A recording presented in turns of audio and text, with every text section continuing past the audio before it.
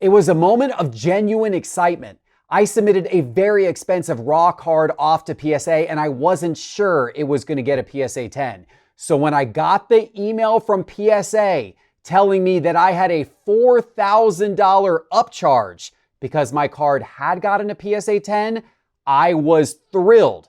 And I went right to social media to say how great of an email that was. Well, my post was met with a ton of replies about upcharges being a scam, being an extortion, and so much more. So have I changed my mind now on upcharges? And what does my team think? We're gonna have the great upcharge debate now.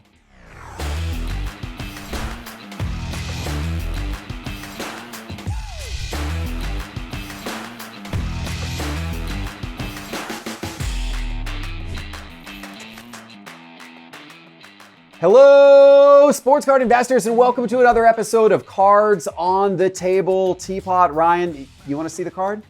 You want to see the card? We're gonna put the card right up here. It's nice. There it is. That is your $4,000 PSA upcharge card right there. That is the Steph Curry Topps Now Olympics card, jersey number match, card number 4 of 5.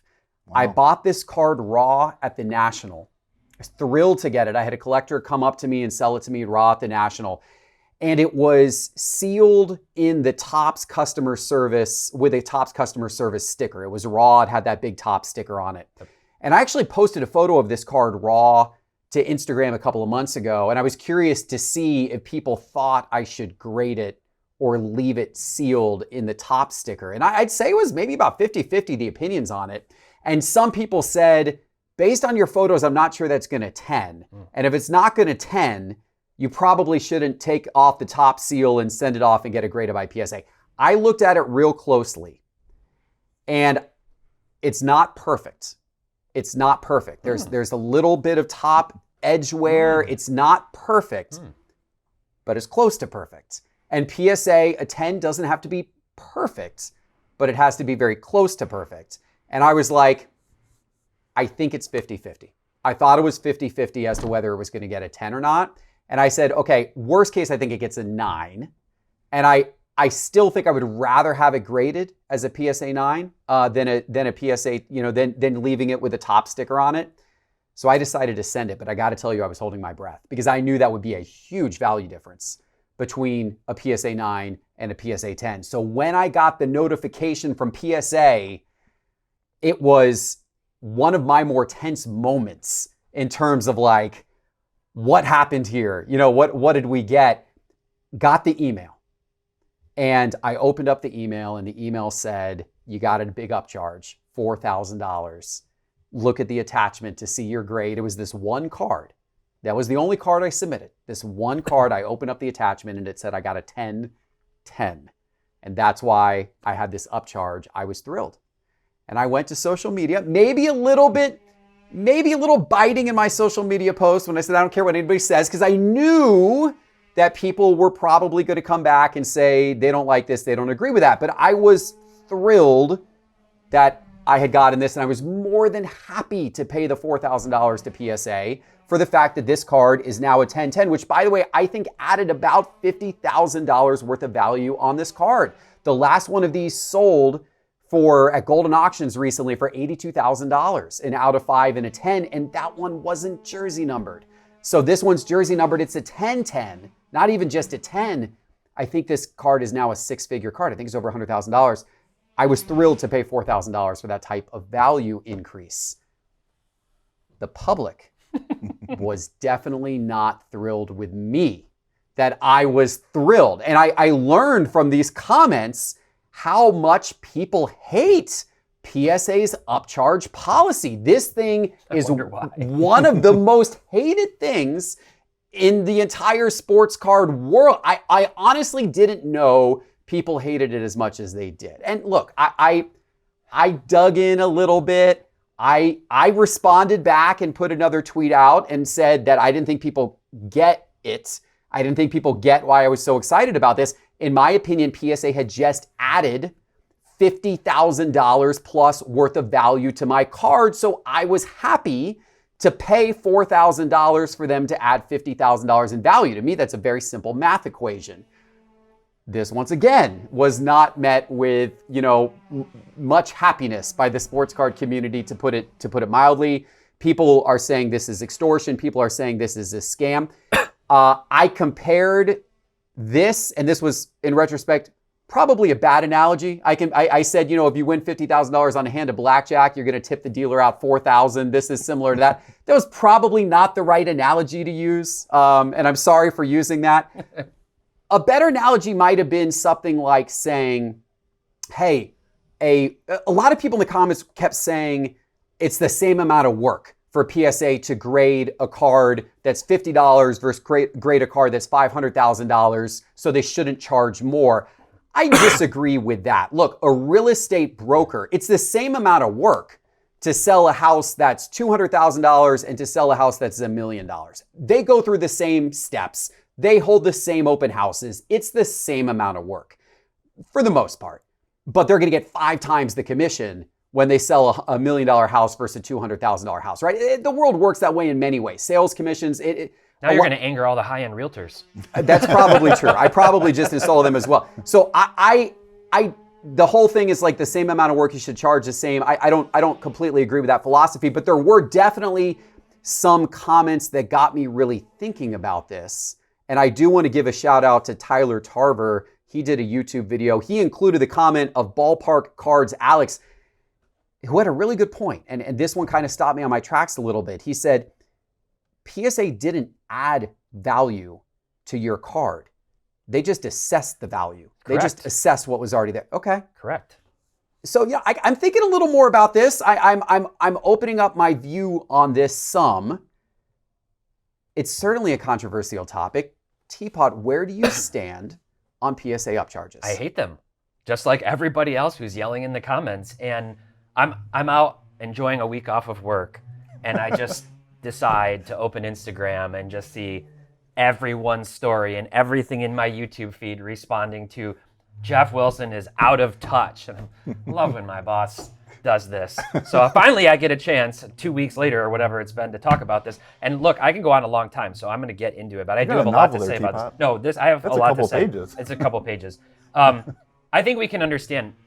I'm a realist, and I always say this. I try to think through the business lens and then through the consumer lens. And a lot of times those two things don't square up. Why? They're a for-profit business. So you can understand, bottom line, why PSA does this, because bottom line, they're making more money. They can do it. They've proven they can do it. Nobody's voting with their wallet to stop doing it.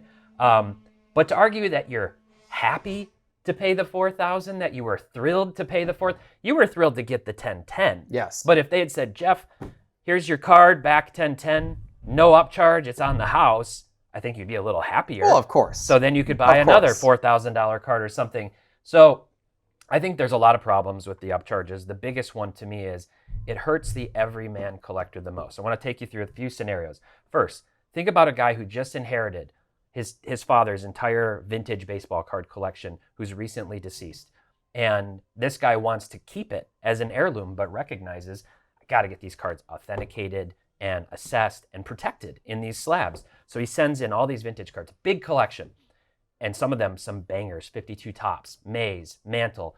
And he gets this email that says, you now owe us $50,000 in upcharge fees for grading these cards that you wanted to hand off as an heirloom to your son and maybe to his son for a long time, keep it in the family. But now he's forced to auction off a portion of these cards that he inherited just to pay for the upcharges or to come up with that money. Second scenario. Grade with SGC. Grade with SGC. SGC. Yeah, all 18 cards they graded yesterday. Let's talk about why you hate little Timmy, Geoff. Okay. These, by the way, these examples. There were some legitimate comments, like that Ballpark Cards Alex, that got me thinking. I hate these comments. This is a silly story. No, this is silly. This is silly. Okay, it's Timmy's 10th birthday. Oh God. Timmy loves sports cards. He can't afford very many. His parents run a tight budget. Okay, both of them working to make ends meet. I love Timmy. His parents get him a blaster box from Target for his birthday, and Timmy, the dream come true, hits the 1 of 1 top rookie, and he says, I'm sending this to PSA. He wants to keep it as an investment for college in the future because he believes in this player, but he's forced against his will to accept the PSA instant offer because he can't afford it. Oh my his gosh. parents don't have an extra $2,000 or $3,000 laying around. No, I he's grew up not on forced. food stamps. I know what this is like. This has gone off the rails. That is a ridiculous argument. It's not. Timmy was never forced to do anything. If Timmy wanted to hold the card for his PC, he didn't have to grade the card. He should have the right to grade the card. If he wanted the right to grade the card, right. he has the right to grade the card through Beckett, through SGC, through CGC, through TAG. He can grade it with any of them. Timmy doesn't have the God-given right to grade his card with PSA and then for PSA not to charge him some premium because he graded with PSA. He's not being forced to grade it with PSA. That argument, I don't buy. That one I don't buy. Some of the other arguments people had, I like. That one I don't buy. So you compared it. You've admitted the blackjack example wasn't a great one. Not a great one. There is an example. In blackjack, you tip after you win. Yes. They hand you back your stack of chips and you go, thank you. Oh, please, sir, may I have another? In this case, you're talking about unrealized gains. Oh, boy. In your real estate example, you pay them once they take the commission for the realtor out of your proceeds from your home sale. They don't say, you owe us money on unrealized capital gains. How would you like to be taxed every year by the government on the value of your portfolio for your cards, not on what you actually sold for the year? Well, now hold on. I have an investment broker, and like all investment brokers, they charge between 1-2% of the value of your portfolio, even though you're not selling off your portfolio. So you kind of are, in a sense. Well, you're realizing those gains as you invest into the market. But you're not taking the gains back out. No. They're all hypothetical gains. But you're not having to fork it under your over. argument, you're not actually getting the gains until you sell. Yeah. So if I got if my investment banker is charging me 1% per year. You're not having to write him a check for everything that you realize throughout the year. That's the difference. You're not forced to take it out of your pocket to say, here you go. Now, I've got more to say. Depending on how you structure things, you could. But anyway, okay. Keep going. All right. Nat Turner literally said that PSA deserves a cut because their label increases the value of the card. I have long argued that logic, it's insane to me. It's the reality of the market. But I've always said, why does a label with an authentication and an assessment of the condition of the card, with which PSA did nothing? They didn't manufacture the card. They didn't get Steph Curry to sign the card. But it's the fact. It goes up 2, 3, 5, 10x, maybe more, depending on the card. So objectively speaking, Nat's not wrong. What he said is true. The value of your card doubled or maybe more. But PSA didn't create it. And I agree with the comments that Tarver and who was the other guy referenced, Alex or somebody. I think it's a huge problem that they're deciding now what your card is worth. And they're using card ladder estimated values in many cases, which we know are wildly inaccurate. And I'm not saying that because I work on market movers. It's just a fact. They're not accurate many of the times. They're bad. And they're using that to determine the value of your card. If you pay the upcharge on the card and they say, hey, this card's now worth $100,000, and then you send it to auction through Golden or through whomever, through PSA on their eBay vault, and it comes back as $50,000, they're not going to refund you half of your upcharge. It's their decision. It's a subjective decision. So I think that's a problem. Now, the big thing is that Nat said the upcharge is actually to help cover the cost of the PSA guarantee. The PSA guarantee means they will buy back a card if it is later found to be a fake card. So think about that for a second. What they're saying is, we, PSA, professional sports authenticators, might not get it right. We might be wrong. Your card might actually be fake. And because it might be fake, we need to hedge, and we need to charge you, Geoff, $4,000, which is 1/25th of the stated value of $100,000, which is them effectively saying, we think we mess up 4% of the time on authenticating cards correctly because that's what we're going to charge you to effectively insure the card. The biggest problem with that, and I got to give a shout out, I don't do this often, to Dan the Card Man, who pointed out in the terms and conditions, you might not even know this, that the guarantee does not apply to you, Geoff. Did you know that? No, I didn't know. Why would it not apply? It's in their terms. It says that the submitter cannot claim the insurance claim if that card is found to be fake. You would have to sell it to Ryan or put it on Golden. Really? And then somebody else. That is what it says in their terms. And he pointed it out. And that's crazy if you think about it, because you're paying for them to do their job, professional sports authenticator, and then you're paying for somebody else's future insurance claim if PSA got it wrong, or if you happened to commit fraud and sell the card to somebody else and got one over on PSA. There's a conflict of interest here. Imagine a scenario, this is the exact scenario, where it's a fringe 9 or 10, and they give it the 10, and now they get an extra $4,000 for their assessment of your card.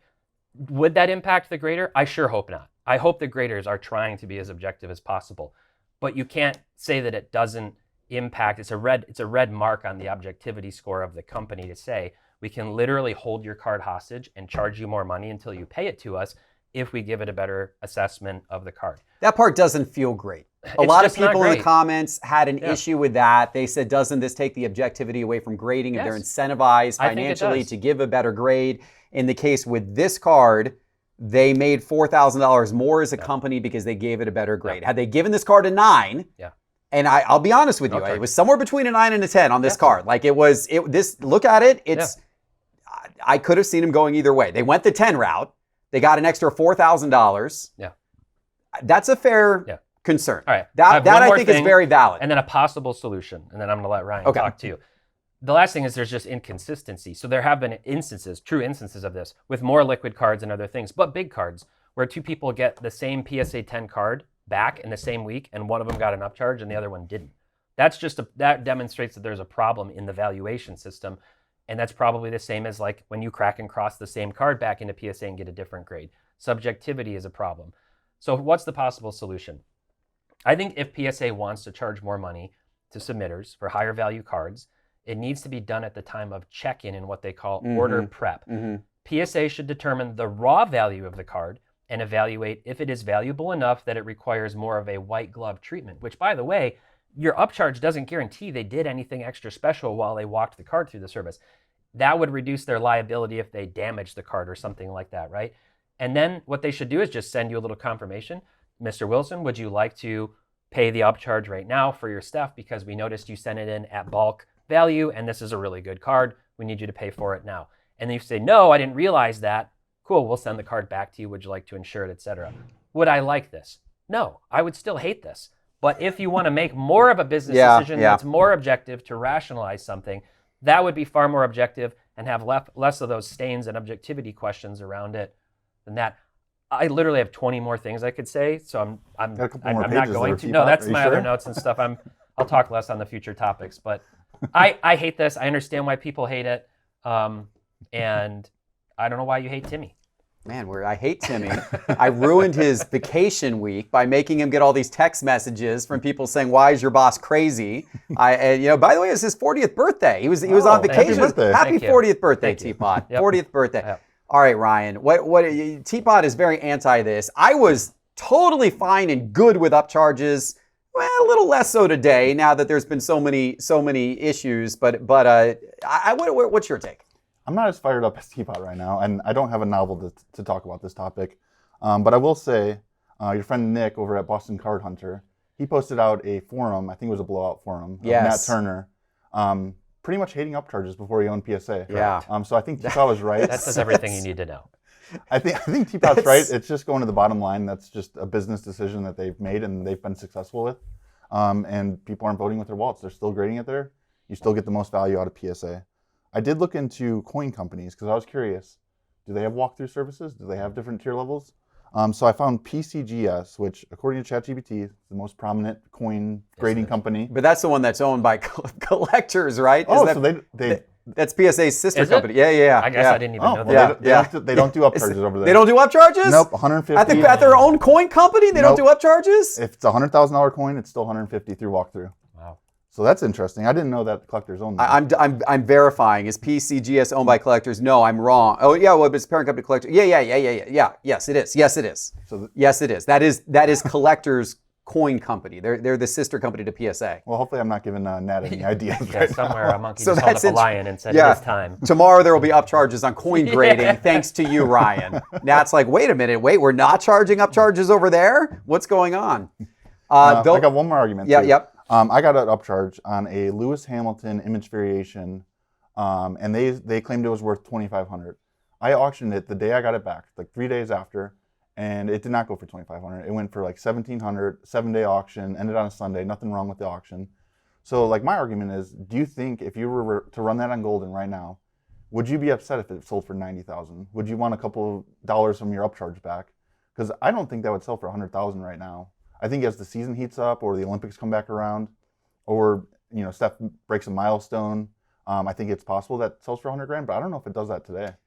I mean, if it's sold for 90 grand, I wouldn't have an issue with it. But if it's sold for 40 grand, then I would be like, well, what the heck did I pay a $4,000 upcharge for? Yes, then I would be mad. So point taken, because that could easily happen, right? I mean, it could, you never know what's going to happen with an auction. And I don't think this card would sell for that, but there's certainly others that I'm sure people have sent in, got big upcharges on, sent to auction.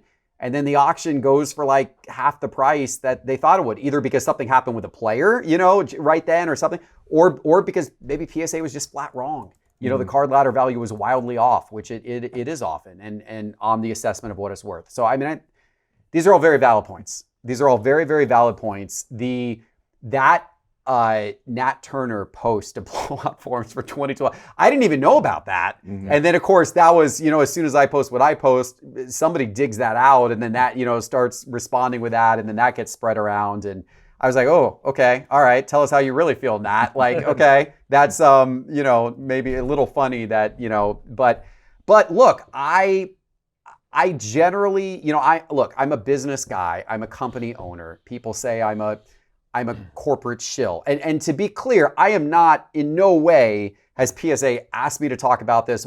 Probably at this point, they want me to shut up about it. I don't think they want me to talk about it anymore, right? I think they probably want me to shut up about it. So this was definitely not some PSA sponsored thing or anything like this. It's just me sharing my opinion. I will admit, I generally, because I think business, I think corporate, I'm generally okay with corporations charging what they can reasonably get away with charging. And PSA is the top dog by leaps and bounds over everybody else in the industry. Right. I'm sure PSA is very profitable because of things like upcharges. And there's some benefit to that for the industry. Because PSA is profitable, they have wildly improved their technology, layered in services like the Vault, created connections to eBay, created this instant offers program. They've done a lot of really good things. Their pop reports, their best. The card imaging they have when you submit your card for grading's the best. Their grading reveals the best. There's a lot of what PSA does that is best in class. And because they're the market leader, they're able to reinvest. They're able to keep building on top of it. So I understand why they charge the upcharge, because they can. And because they can, it helps them keep building. And one thing I said in one of my reply posts, which wasn't popular, but it is the truth, is the market values PSA. And if people really had an issue with PSA's practices, they could stop using PSA. You want all of this to change? All it's going to take is the majority of the market shifting their grading preference away from PSA and shifting it to BGS or SGC. Well, not SGC because that's owned by collectors. CGC, tag. Like it would just take the audience shifting their grading preference in a large number, enough for PSA to notice, and then things would change. It's not going to happen. People aren't going to do it. People are going to get outraged in the comments, but they're still going to grade with PSA. I mean, you could still go to the Dallas Card Show right now and grade for any card with Beckett for $250. Yeah. They could be worth $1 million. Yeah. So they still have that option. They still have that option. Yeah. And maybe they should take advantage of that option more if they're really that upset about it. But the truth of the matter is, a PSA 10 is king in the market. PSA's technology and there's just so much better about PSA today. People trust it more. People trust the brand more. The label actually means something. People care about all that more. All of that being said, I love your idea, Teapot. I think you're absolutely right. If I were in charge of PSA right now, especially given all this, you can tell I didn't realize, as I said, when I posted all that, I did not know how much people hated upcharges. That's very obvious now. If I were in charge of PSA, what I would do is say, you know what, I'm changing the way we do things. There will be no more upcharges once the grade is released. Instead, we're going to assess the value raw when it arrives. That's the value assessment. Now they're going to have to bump up their cost structure. It's going to now be more expensive because they're going to have to make the levels more expensive to account for that revenue, but it's still a better customer experience for you just to know going into it, here's what it's going to cost me, versus for you not to know until the grade is popped and then find out here's what it's going to cost me. Right now people, I wouldn't say game the system, but they will intentionally send in at a lower service level because they're thinking, well, if I get a 9 or an 8 or whatever, then I didn't pay too much for the service level, but if I get a 10, I guess I eat the upcharge. It would just make it a lot more. It would be better. I agree. I think one flaw there, though, is the 52 mantles. A beat up one with paper loss is $30,000, but a 7 to 8 is each different grade is thousands and thousands That's true. of Just dollars. get rid of the upcharges. That's true. Well, I agree with Teapot. Yeah, you're right though. I mean, that's true. Like setting raw, that works for ultra modern, but it might not work for vintage. You can't go off rock hard condition. You can't go off rock hard for vintage. So I don't know. What solutions do you guys have out there in the audience? Let us know in the YouTube comments what PSA should do about upcharges and what the right solution is. We will make sure to read those. Now, what we don't need a solution for, because it works really well already, are Arena Club slab packs. And in fact, Arena Club is back tomorrow. They are dropping a Kaboom only pack tomorrow. And I think they said their grails in this pack are going to be I think they're going to be all over $20,000. Their Kaboom pack drops Friday, tomorrow at 1 p.m. Eastern time, 10 a.m. Pacific time. So you've got to check that out. But in the meantime, you can rip any of their other slab packs. Promo code SCI gets you 20% off your first slab pack purchase. And we just ripped one. Let's go with Teapots. Let's see what Teapot gets here. Ruby Football. Ruby Football. So this is a $250 football pack. This guy's good this season. He's pretty good. He's good this year. They've got a good offense. They really do have a good offense. Well, defense, he's having a good season. He's really good. Yeah, he is good. There you go. That's a nice card to hit. Ryan, let's see what Ryan got here. I went with baseball. Ruby Baseball, $250 baseball pack. Sick. Nice. Little vintage. That's cool. Willie, McCovey Cove. It's nice to hit a little vintage right now because you got to be, I actually noticed they put a lot of vintage in their baseball packs right now. Good time of the year for that, right? Because you don't want necessarily the guys who are in the off season. I did basketball, Ruby basketball. Let's see what I got. Oh, that's kind of cool. What is that? Is that Penny Hardaway? And Cole Anthony dual auto to 25. Penny. That's cool. That's actually pretty neat. Passing the torch. There you go. All right, guys, if you want to rip your own Arena Club slab packs, remember, promo code SCI gets you 20% off your first slab pack purchase. Download the Arena Club app and get started today. Okay, guys, let's move into our next story of the day. And I gotta find my script up here, guys. I'm looking for my script. What are we even talking about? We're talking about the $2.7 million Jordan auto. Let's talk about this $2.7 million Michael Jordan auto sale. This is a big one to talk about. So this news just dropped a couple of days ago. This was a private sale that Golden orchestrated. This was one of the copies of that 1986 Fleer Michael Jordan card that were signed as part of that big story where this guy, something about maybe winning a golf bet against Jordan or something, and he had Jordan sign 10 of his 1986 Fleer cards. Jordan never signs these things anymore, but this one collector got Jordan to sign 10 of them. PSA was there to witness it. I think 6 of the 10 got PSA 10s. If I remember, the other 4 got, I believe, PSA 9s. This is one of the PSA 9 copies. And it's actually, I think, the second one that sold, because one sold not too long ago at some other auction house. But this one sold at Golden. Remember that? It was Pharrell Williams auction house. But this one is now sold at Golden privately, PSA 9 Auto 10 for $2.7 million, making it the highest Jordan auto 86 Fleer on-card auto. I think the highest on-card auto of all time ever to sell, if I recall. Now, I own one of these 1986 Fleer Michael Jordan on-car autos. So I'm thrilled to see the result of this because I actually think my auto is better than this one. So I'm thrilled to see the result of this. But on the other hand, I also, guys, I got to be honest with you. I think this price is crazy. I'll tell you why I think it's crazy in a minute, but Teapot, what do you think? I don't have a ton to say about this one. It's the stratosphere of the hobby I don't understand a lot. There's been a lot of strong opinions about this already on social media. What I can say is that I just, generally speaking, have a hard time trusting privately brokered sales. That's not me saying there is something funky going on. I'm just saying when it's not publicly visible and it doesn't have an auction hammer that goes public, that's ripe with opportunity for manipulation or other things.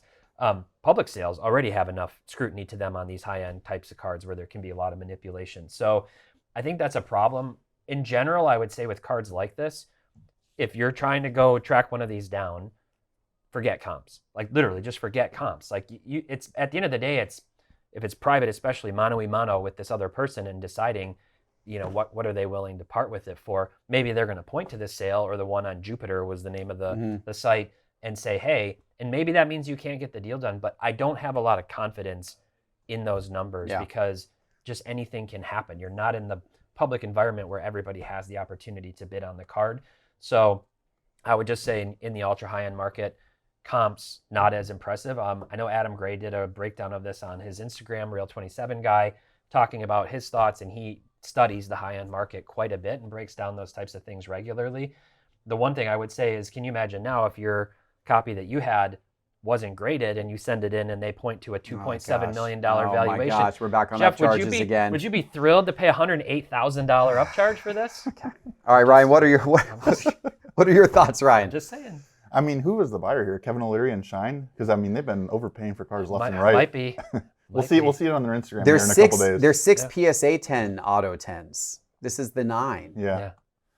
I think the aftermarket autos are super cool on the I'm not calling it A6 Flair vintage, but it's an older card. He didn't have pack pooled like rookie autos. So I think that's when it's super cool, like a 9 or a 10, 10-10, 9-10.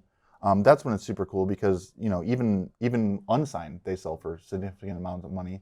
But, if you compare it to like an ultra modern card, I looked up the SGC Prism rookie. The packed pooled auto PSA 9 sells for $500. PSA 10 sells for like $1,500. We sell in person autographed Prism rookie cards in here for $150. Yeah. So there's quite a difference. So I think, it makes sense that, Jordan doesn't sign these often. One thing that makes me incredibly nervous, Jordan's still alive. Yes. Yeah. He's a gambler. Yes. Yes. He lost a golf bet supposedly to get these 10 signed. He could also just sign a whole bunch more of these and then give it to his kids. Correct. Or do anything. Yeah. So he could produce more. I mean, that's the biggest problem I have with this. And look, as I said, I got a lot of Jordan autos. I own this exact card autographed in a slightly lower grade, but with a better autograph. Mm-hmm. And I'm scared when I see this story and that price that was paid, because I'm scared there might be 3 or 5 or 10 or 20 more instances of Jordan signing more of these. And there may be more 10-10s and there may be more 9-10s, and this may turn out not to be that rare, 10 or 20 or 30 years from now. Mm-hmm. And so that element of it scares me. I honestly, if you're going to invest in vintage on-card autographs, the guy better be dead.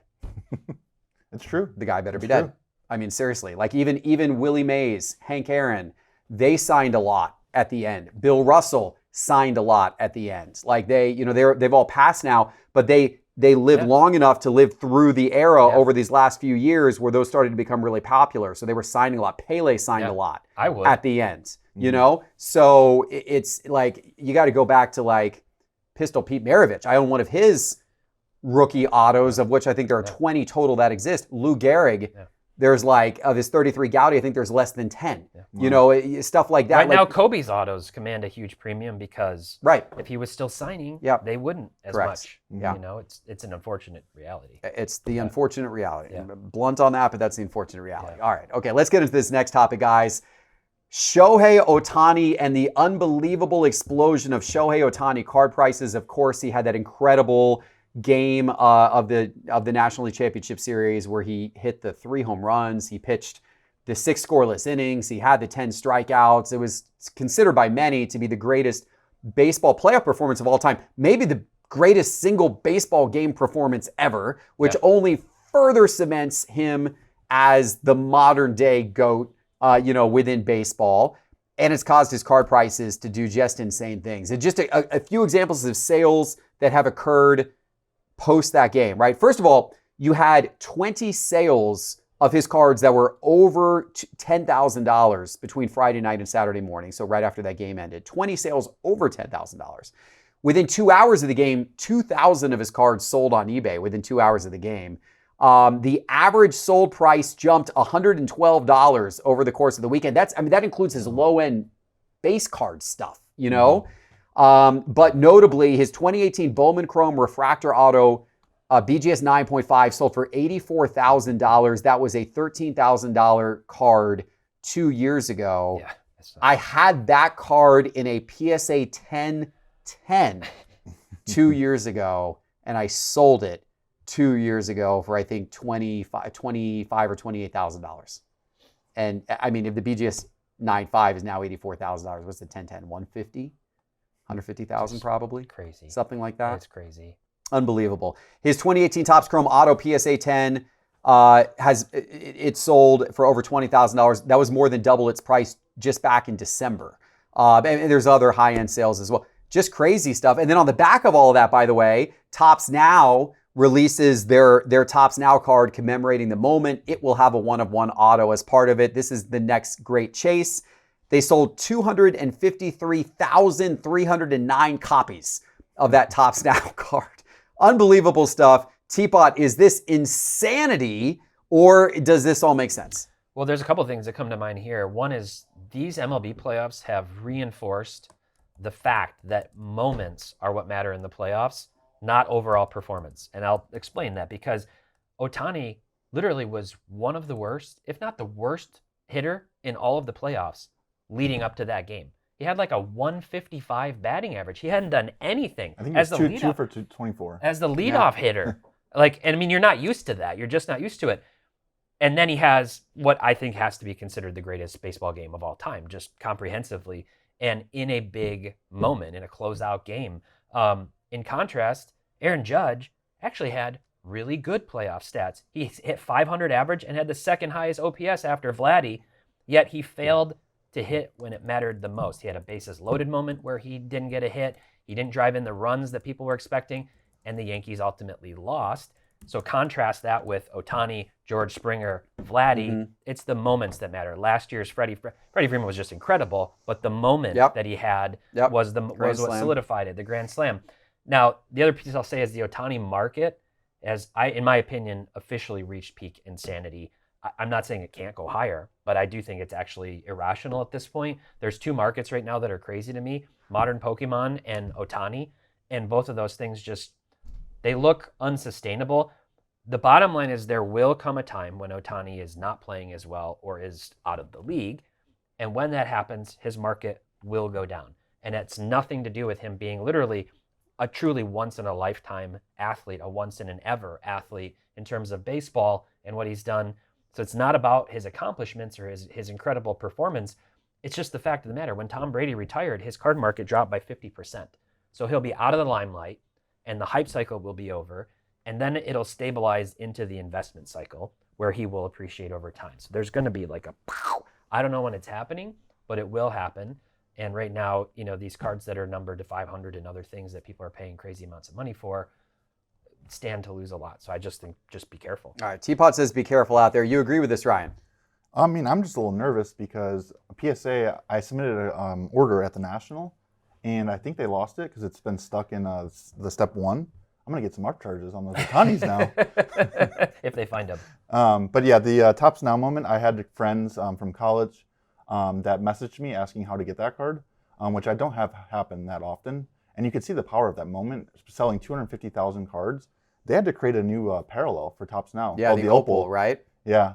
So that moment, I mean, obviously everyone wants to capture that moment, collect a little piece of cardboard with that moment in it. I think it's a cool card. I think it's a cool moment.